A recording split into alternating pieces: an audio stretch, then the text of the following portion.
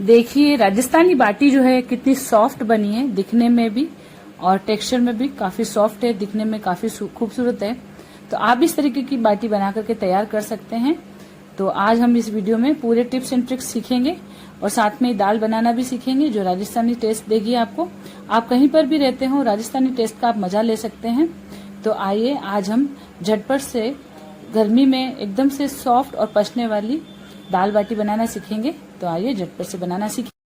बाटी बनाने के लिए आज हम जो ट्रिक अपनाएंगे वो बिल्कुल सिंपल है। इसमें आपको विशेष कुछ भी नहीं करना। आप जो रोटी का आटा लगाते हैं उसी तरह से आटे को तैयार करना है। तो ये जो रोटी बनाने वाला आटा है नॉर्मल, हमेशा मैं बाफलो वगैरह के लिए बताती हूँ कि मोटा आटा चाहिए।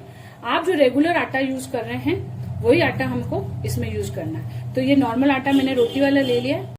नंबर के हिसाब से देखें, मैं 4 जनों के हिसाब से ले रही हूँ, तो ये आधा किलो करीब आटा है। और आप अपना अंदाज लगा लें कि जो रोटी का आटा लगता है उससे थोड़ा सा ज्यादा मात्रा में आपको आटा लगाना है, ताकि आपके जितने भी मेंबर का आप आटा लगाते हैं उस हिसाब से जब बाटी बनेगी तो वो परफेक्ट नाप रहेगा। तो ये आटा हमारा तैयार है। तो ये आटा हम छान करके यूज कर रहे हैं। तो इसमें मैं अंदाज से कम 1 टेबल स्पून, आधे किलो आटे में 1 टेबल स्पून अजवाइन को मैं क्रश करके डालूंगी। अजवाइन थोड़ा सा ठीक ठीक मात्रा में डालना है, कम भी नहीं तो ज्यादा भी नहीं। ज्यादा से हल्का, बहुत लोगों को इसका कड़वाहट और इसकी खुशबू पसंद नहीं आती है, तो ये फिक्स नाप है। आधा किलो में 1 टेबल स्पून अजवाइन और 1 टीस्पून करीब हम इसमें नमक डाल देंगे। आप इसको सिंपल अजवाइन और नमक के साथ भी बना सकते हैं, लेकिन मुझे हल्का सा इसमें हल्दी का टेस्ट पसंद है। कलर भी अच्छा लगता है बाटी का और खुशबू जो आती है वो भी अच्छी आती है। तो इसमें हम 1 टीस्पून हल्दी डाल देंगे और इसमें हम 2 चुटकी मीठा सोडा डालेंगे। इन सबको एक बार मिक्स कर लेते हैं। अजवाइन, हल्दी, नमक, मीठा सोडा। मीठा सोडा हमें ज्यादा नहीं डालना है, वरना आटा फटने लगता है तो बाटी जो है दिखने में सुंदर नहीं लगती है। इसलिए 2 चुटकी ही सोडा हमें डालना है इसमें। और 1 टेबल स्पून जितने ही हम मोयन डालेंगे। मोयन भी देखिए हम बहुत ज्यादा नहीं डाल रहे। ज्यादा मोयन डालने से क्या होगा, अंदर का जो टेक्सचर है वो बिस्किट जैसा बिखरा बिखरा सा हो जाएगा। जबकि बाटी जो ट्रेडिशनल होती है वो बहुत ज्यादा बिखरी बिखरी सी, बिस्किट जैसा टेस्ट नहीं होता। ज्यादा मोयन वाली बाटी भी अच्छी नहीं लगती। तो बस 1 टेबल स्पून ही हम इसमें देशी घी यूज करेंगे। आप चाहे तो दूध की मलाई भी इसमें यूज कर सकते हैं। तो इस मोयन को हम अच्छे से रगड़ करके दे देते हैं इसमें। इसमें हम कोई भी और सप्लीमेंट यूज नहीं करेंगे। बहुत सारे लोग इसमें दही यूज करते हैं। दही भी सॉफ्ट रखता है बाटी को, लेकिन जो बिल्कुल बिगनर्स हैं या जो पहली बार बाटी बनाएंगे उन लोगों के लिए ये बिल्कुल सिंपल रेसिपी है। और ज्यादातर जो नॉर्मली राजस्थान में घरों में बाटी बनाई जाती है वो भी इसी तरीके से बनाई जाती है। दही का जो खुशबू है वो कई लोगों को अच्छा नहीं लगता है, तो इसलिए बिल्कुल हम सिंपल ऑथेंटिक रेसिपी बना रहे हैं। तो बस ये देखिए मोयन हो गया, बहुत ज्यादा मोयन नहीं देना है हमें। अब हम बाटी का कुकर जो है गर्म होने के लिए रखेंगे। तो ये बड़ा बर्नर जो हो गैस का, उस पर हम बाटी बनाएंगे ताकि उस पर हीट अच्छे से लगेगी और टेम्परेचर भी मेंटेन रहेगा। तो ये कुकर हम प्री हीट होने के लिए तेज आंच पे बड़े बर्नर पर रखेंगे। इसमें मेन चीज जो होती है वो टेम्परेचर ही होती है। हम कंडे पर बाटी बनाते हैं, उसमें भी देखिए टेम्परेचर का खेल होता है। पहली जो मार पड़ती है टेम्परेचर की, उसी में बाटी हमारी तैयार हो जाती है। उसके बाद तो हम राख में दबा करके ही बनाते हैं, क्योंकि अब हम गैस पे बना रहे हैं। गैस का टेम्परेचर कम ज्यादा होता है और कुकर की जो क्वालिटी है वो भी अलग अलग तरीके की होती है। तो आप किसी भी कुकर में आप बना रहे हैं, बस आप ये ध्यान रखेंगे इसको आप अच्छे से प्री हीट करेंगे। तो इसके लिए मैंने क्या किया, तेज आंच पर अब इसको कम से कम 15 मिनट प्री हीट होने दूंगी। और ज्यादा टाइम भी होगा तो कोई दिक्कत नहीं होगी, जितना गर्म होगा उतनी अच्छी हमारी फटाफट बाटी बनकर के तैयार होगी। और ये प्री हीट होता है, तब तक हम आटा लगा लेते हैं और आटे को रेस्ट पे छोड़ देते हैं। तो इसको होने देते हैं, तब तक हम आटा गूंदेंगे। उधर हमने कुकर को प्री हीट होने चढ़ा दिया, इधर हमने आटा लगाना शुरू करना है।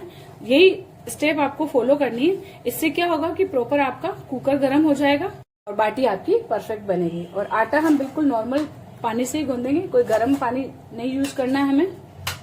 तो थोड़ा थोड़ा पानी यूज करके हमें इसका एक नॉर्मल रोटी जैसा डो लगाना है, क्योंकि बहुत ज्यादा टाइट हमें नहीं लगाना है। ज्यादा टाइट आटा हम लगाएंगे तो बाटी जो है हमारी कड़क हो जाएगी। तो ये बढ़िया सॉफ्ट बाटी बनकर के तैयार होगी। तो इसके लिए हम नॉर्मल आटा लगाएंगे, थोड़ा थोड़ा पानी यूज करेंगे। तो देखिए हमारा ये नॉर्मल रोटी जैसा आटा तैयार है। ये देखिए, इससे ज्यादा हमको इसे टाइट या ढीला नहीं रखना है, इसी तरीके का आटा हमें रखना है। अब इसे हम कम से कम 15 मिनट रेस्ट पे देंगे, तब तक हमारा कुकर प्री हीट हो जाएगा। इस आटे को हमने इतना सॉफ्ट क्यों लगाया, इसके भी 2 कारण हैं। गर्मी में भी हम लोग दाल बाटी बना करके खाना पसंद करते हैं, जबकि ये कहा जाता है कि बाटी जो है गर्मी में काफी हेवी होती है, लेकिन हम लोग जो है राजस्थान में गर्मी में भी काफी जब मन करता है तभी दाल बाटी बनाना पसंद करते हैं। उसके पीछे कारण ये है कि आटा लगाने का जो तरीका है वो हमेशा चेंज हम थोड़ा सा कर देते हैं, तो उससे बाटी जो है सुपाच्य हो जाती है। अगर टाइट आटे की बाटी बनाएंगे तो पानी भी ज्यादा मांगेगी, पचने में भी भारी होगी, तो इसलिए हम इसमें रोटी जैसा आटा और रोटी जैसे ही इसका आटे का टेक्सचर रखते हैं। यानी नॉर्मल आटे से हम बाटी बना रहे हैं, जो घर में डेली यूज में हम बना सकते हैं और बहुत ही आसानी से हम इसको बना सकते हैं, और जब मन करे तब बना सकते हैं। और किसी भी दाल के साथ इसको खा सकते हैं, अचार के साथ भी खा सकते हैं, और सिर्फ ठंडी बाटी को हम चाय के साथ भी एंजॉय कर सकते हैं बिना मसाले वाली। तो अब इसको हम ढक करके रेस्ट पे दे देते हैं, तब तक हम इसके लिए दाल की तैयारी कर लेते हैं। दाल में हमने पंचमेल की दाल ली है। पंचमेल की दाल का जो मेथड है, जिस मात्रा में हमें लेना है, ये मैंने पहले कई वीडियो में बता रखा है। तो आप जो भी मिक्सचर दाल का लेना चाहें, कोशिश करें सारी दालें छिलके वाली यूज करें। तो मैंने इसमें छिलके वाली दाल की मात्रा ज्यादा रखी है सभी। जैसे मूंग की दाल डाली हरी, तो वो भी छिलके वाली, काली दाल डाली उड़द की, वो भी छिलके वाली है, और चने की दाल है, और मसूर की दाल है। मैंने आधे से 1 घंटा भिगो के रखा है। 4 जनों के हिसाब से बना रही हूँ, तो मैंने ये 1.25 कटोरी या 1.25 कप, आप जो भी कटोरी का मेजरमेंट कर रहे हैं, आप जिस मात्रा में भी दाल बनाते हैं उस हिसाब से मैंने दाल को ले लिया। तो ये मैंने 1.25 कप ले ली और इसको मैंने आधे घंटे से भिगो के रखा है। दाल को हम उबाल करके बनाएंगे। उबाल करके क्यों बना रहे हैं, इसका वजह मैं अभी बताऊंगी। तो दाल हमारी 1.25 कप है, तो हम कम से कम 3.25 कप पानी लेंगे, यानी कि दाल का 3 गुना पानी हम यूज करेंगे। आप किसी भी प्रकृति का पानी यूज कर रहे हैं, आप हमेशा दाल को भिगो करके करेंगे और 3 गुना पानी लेंगे, तो दाल की जो थिकनेस है वो बिल्कुल परफेक्ट बनेगी। और अगर आपको बनने के बाद लगता है कि दाल गाढ़ी ज्यादा हो रही है, तो फिर आप उसमें गर्म पानी भी ऐड कर सकते हैं। तो ये मैंने 3.25 कप पानी ले लिया। अब इस पानी को हम गर्म होने के लिए रखते हैं, थोड़ा सा गर्म कर लेते हैं इसको। इसमें हम स्वादानुसार नमक डाल देंगे। अब इसमें हम अपनी भिगी हुई दाल डाल देंगे। दाल का भिगा हुआ पानी हमने पौधों के लिए रख लिया।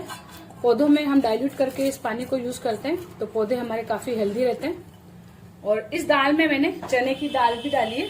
और चने की दाल जो है तासीर में ठंडी होती है, तो गर्मी में जब हम मिला करके बनाते हैं दाल और उसमें चने की दाल की मात्रा रखते हैं थोड़ी, तो उससे दाल बहुत अच्छी लगती है, टेस्टी भी लगती है और पचने में भी हल्की होती है और तासीर ठंडी रहती है।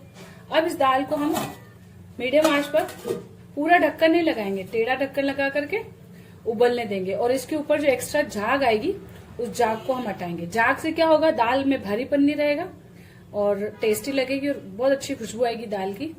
तो इस दाल पर जो आएगा झाग उबलने के बाद, उसे हम धीरे धीरे हटा लेंगे चम्मच से। अब ढक्कन हटाएंगे हम, और देखिए ये झाग आया, इस झाग को हम हटाएंगे। इस झाग को हटाने से एक तो दाल दिखने में भी सुंदर लगती है और हल्की हो जाती है, ये पचने में बिल्कुल आपको गैस नहीं करेगी ये, और ये हटाना जरूरी है। ये देखिए ये स्टार्च निकल जाएगा, तो दाल का भारीपन जो है वो खत्म हो जाएगा। तो आप गर्मी में भी इस दाल बाटी को बना के खाएंगे, तो आपको खाने के बाद दिक्कत महसूस नहीं होगी। इसको मैं निकाल लेती हूँ पूरा। देखिए तो अब इस पर झाग नहीं आ रहा है, तो अब इसमें हम थोड़ा सा मसाला मिला सकते हैं, क्योंकि अगर हम पहले मिला लेते तो झाग के साथ हमारा हल्दी का कलर निकल जाता। तो अब इसमें थोड़ी सी हल्दी डालेंगे। 1/4 टीस्पून हम हींग डालेंगे। हींग से खुशबू और टेस्ट दोनों ही बढ़ते हैं। तेज पत्ता डाल देंगे, लौंग डाल देंगे। प्रेशर कुकर में बना रहे हैं, आप चाहे तो इसे खुला भी कर सकते हैं, लेकिन इसको हम प्रेशर कुकर में झटपट बना रहे हैं, तो सिर्फ 1 सीटी हम मीडियम फ्लेम पर ले लेते हैं। उधर हमारा बाटी का कुकर प्री हीट हो गया है, इधर हमारे आटे ने भी रेस्ट कर लिया है। तो अब हम हल्का सा हाथ लगाएंगे घी का, और इसको हम 1-2 मिनट मथ लेंगे, ताकि बाटी जो है हमारी सॉफ्ट बने। तो इसको हम थोड़ा सा मथ लेते हैं।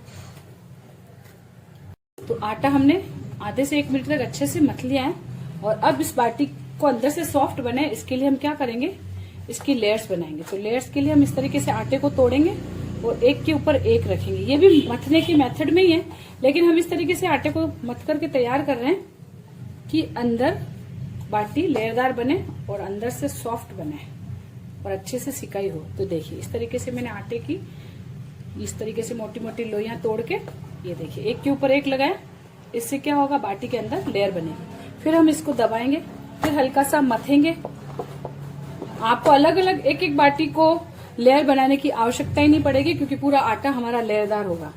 ये देखिए, और आटा हमने पहले मथा इसलिए कि जब हम बाटी को रोल करेंगे तो आटा हमारा साइडों से फटेगा नहीं, तो बाहर से बाटी दिखने में भी अच्छी लगेगी। और ये देखिए अंदर से खुरदुरा आटा होगा और बाहर से ये चिकना दिखेगा, तो बाटी दिखने और खाने दोनों में अच्छी लगेगी। तो 2 बार मैंने इसको कर लिया। आप 3 से 4 बार जब तक आपका मन करे तब तक आप इसको कर सकते हैं। तो इसको मैंने 2 बार कर लिया, 1 बार और करूंगी। अब हम इसकी लोइयां बनाएंगे। तो हम बहुत ज्यादा बड़ी बड़ी बाटियां नहीं बना रहे, छोटे साइज की बाटी बनाएंगे। तो रोटी से थोड़ा सा बड़ा हम लोई को लेंगे, इस तरीके से रोल करेंगे, हल्का सा अंगूठे अंगुली का प्रेस करेंगे, एक इम्प्रेशन बना देंगे। इससे बाटी हमारी अंदर तक अच्छे से सिकेगी और बाटी को हम कुकर में जब सेट करेंगे तो गुड़केगी नहीं, बिल्कुल सेट होके सिकेगी बाटी। तो इस तरीके से हम छोटी छोटी बाटियां बना लेते हैं। तो हमारा कुकर जो है बाटी का प्रीहीट हो चुका है। अब इसको हम ढक्कन हटा करके मीडियम आंच रखते हुए इस पर बाटियां रखेंगे। तो अब इस पर हम बाटी रखेंगे, क्योंकि जाली हमारी अच्छे से गर्म हो गई है।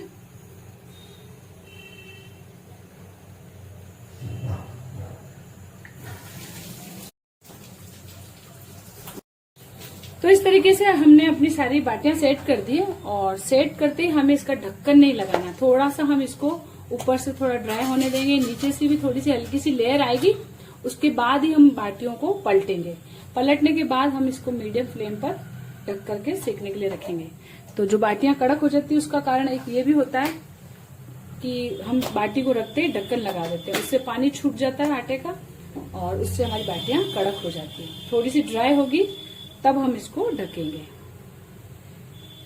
तो अभी हमने आंच इसकी तेज ही कर रखी है, इसको होने देते हैं, क्योंकि जैसे हम ढक्कन हटाते हैं तो कुकर का टेम्परेचर कम हो जाता है, तो हीट अभी मिलेगी प्रॉपर, तभी हम बाटी को पलट पाएंगे।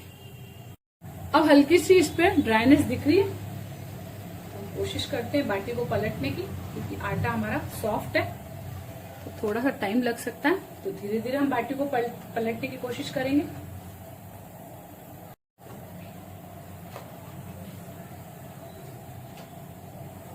जो बाटी आपसे उठ नहीं रही हो उसे जबरदस्ती नहीं उठाना, अगर उसको जबरदस्ती उठाएंगे तो फिर वो टूटने का डर रहेगा। तो इसको हम धीरे धीरे, जो हिल रही है बाटी उसी को हिला रहे हैं। थोड़ी देर और वेट कर लेंगे हम। ये देखिए जो हिल रही है उससे हम अच्छे से उठा पा रहे हैं, जबरदस्ती किसी बाटी को नहीं उठाएंगे। हाथ जले तो आप कोई चाकू या एक तीखा कोई चीज यूज करके भी बाटी को आप उठा सकते हैं। जैसे जैसे ये ड्राई हो जाएगी ऊपर से, ये नीचे से अच्छे से जगह छोड़ देंगे। अब मैंने सारी बाटियां धीरे धीरे पलट ली। अब हम मीडियम फ्लेम पर बाटी के कुकर को अच्छे से सेट करेंगे, ढक्कन को कहीं से भी खुला ना हो, क्योंकि कई बार ये बेंड हो जाता है ढक्कन, तो थोड़ा सा एयर निकलती है। तो अच्छे से इसको दबा करके हम इसको मीडियम फ्लेम पर होने देंगे और थोड़ा सा गैप रख के हम बाटी को संभालेंगे। जल्दी जल्दी से ढक्कन खोल करके बाटी को चेक नहीं करना है, वरना बाटी हमारी प्रॉपर सिकेगी नहीं, कड़क हो जाएगी। तो कम से कम इसको हम 3 से 4 मिनट होने देंगे मीडियम फ्लेम पर, फिर हम तीसरा पलटा मारेंगे इसमें। अब 5 मिनट हो गए हैं। अब इसको हम खोल करके देखते हैं। देखिए बाटियां जो है एकदम से तड़क गई है। मैं थोड़ा सा इसको जूम करके बताती हूँ, इस तरीके की हो गई, यानी अंदर तक अच्छे से सिक गई है। तो बस 1 से 2 बार हम इनको पलटेंगे और हमारी बाटियां जो है सिक करके तैयार हो जाती है। ये देखिए पूरी तरीके से सिक गई, और इस तरीके से फटना यही संकेत देता है कि हमारी बाटी जो है सिक चुकी है। तो अब ये सिक गई है, और 1 से 2 बार हम और पलटेंगे और फिर हम गैस बंद कर देंगे। तो ये देखिए हम ढक देते हैं। आज हम थोड़ी सी मीडियम रखेंगे और फिर एक बार और हिला लेंगे। एक बार और पलट ली थी बाटियां, और ये देखिए सिक करके तैयार है। अब गैस बंद कर देते हैं और बाटियों को हम एक परात में निकाल लेते हैं। देखिए तो बाटी जो है हमारी कितनी अच्छे से परफेक्ट सिकी है और सॉफ्ट भी है। देखिए मैं इसको हाथ से इस तरीके से दबा रही हूँ क्योंकि काफी गर्म है और गरम गरम में ही हमें इसको घी में डालना है। इस तरीके से हम इसको अच्छे से घी में डुबो करके और जहां से कट से बाटी में उस तरफ से डुबोएंगे तो अंदर तक घी लग जाएगा। तो इसको हम इस तरीके से निकाल के किसी भी कैसेरोल में या जिस भी डब्बे में आप रख रहे हैं उसको रखते हम ढक देंगे। गरम गरम डालते ही बर्तन को ढक देंगे तो बाटी हमारी थोड़ी देर बाद काफी सॉफ्ट हो जाएगी। तो ये आज की रेसिपी की ट्रिक हो गई। हम इस तरीके से एक एक बाटी पर घी लगाते जाएंगे और हम अपने कैसेरोल में रखते जाएंगे। एक सीटी के बाद हमने प्रेशर खत्म होने दिया है। अब हम कुकर खोल के देखते हैं दाल का क्या हाल है। मिला के देखेंगे हम। ठीक है, बढ़िया परफेक्ट थिकनेस है बाटी के हिसाब से। आप इससे अगर और पतली करना चाहें तो कर सकते हैं। अब इसका हम छोंक तैयार कर लेंगे। दाल छोंकने के लिए हम तेल गर्म होने चढ़ाएंगे।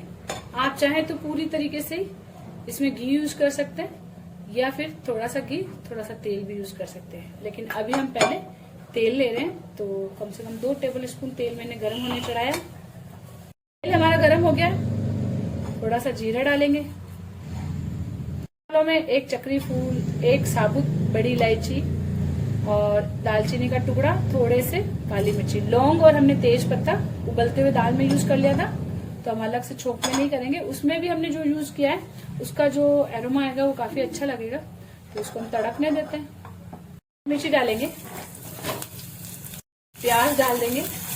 अगर आप बिना लहसुन प्याज के बनाना चाहते हैं तो सिर्फ हरी मिर्ची का छोंक और गरम मसाले का छोंक भी अच्छा लगेगा। और इस प्याज को मैं हल्का सा भून लूंगी। तो प्याज हल्का गोल्डन कलर का हो गया है। इतना ही हमें इसको पकाना है। अब इसमें हम मसाले डालेंगे। तो हल्दी पाउडर थोड़ा सा, मिर्च पाउडर थोड़ा सा, धनिया पाउडर, नमक, क्योंकि नमक हमने पहले भी यूज किया है। इस मसाले को अच्छे से एक बार भून लेंगे ताकि मिर्ची का जो कलर है वो काफी अच्छा आता है। थोड़ा सा पानी डाल देंगे ताकि मसाला जले नहीं। इसको हम पकाएंगे। तो मसाला हल्का सा भुन गया है। अब इसमें हम कटा हुआ टमाटर डाल देंगे। इसी के साथ हम कुटी हुई थोड़ी सी लहसुन डाल देंगे। इसको हम थोड़ा सा पकाएंगे। टमाटर को गलने देंगे। टमाटर को गलाने के लिए अगर हमें थोड़ी सी पानी की आवश्यकता होगी तो हम थोड़ा सा पानी भी यूज कर लेंगे और टमाटर को पूरी तरह से गलने देंगे। मसाला हमारा अच्छे से पक जाएगा, तेल अलग होने लगेगा। टमाटर हमारा गल गया है, तेल भी हमारा अलग हो रहा है। और अब इसमें हम थोड़ा सा घी डाल देंगे, 1 से 2 टेबल स्पून। इससे काफी अच्छा टेस्ट, खुशबू आएगी और तीखापन भी नहीं लगेगा हमें दाल में। तो इसको भी हम अच्छे से पका लेते हैं। अब ये छोंक हम दाल में डालेंगे। हम अपना ये छोंक डाल देंगे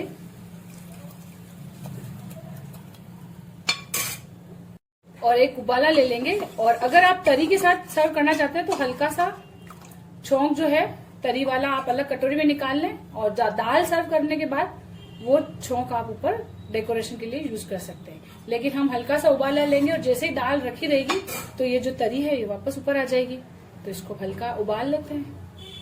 तो उबाला आ गया। अब हम गैस बंद कर देते हैं। इसमें डाल देते हैं खूब सारा हरा धनिया। गर्मा गर्म दाल बनकर के तैयार है।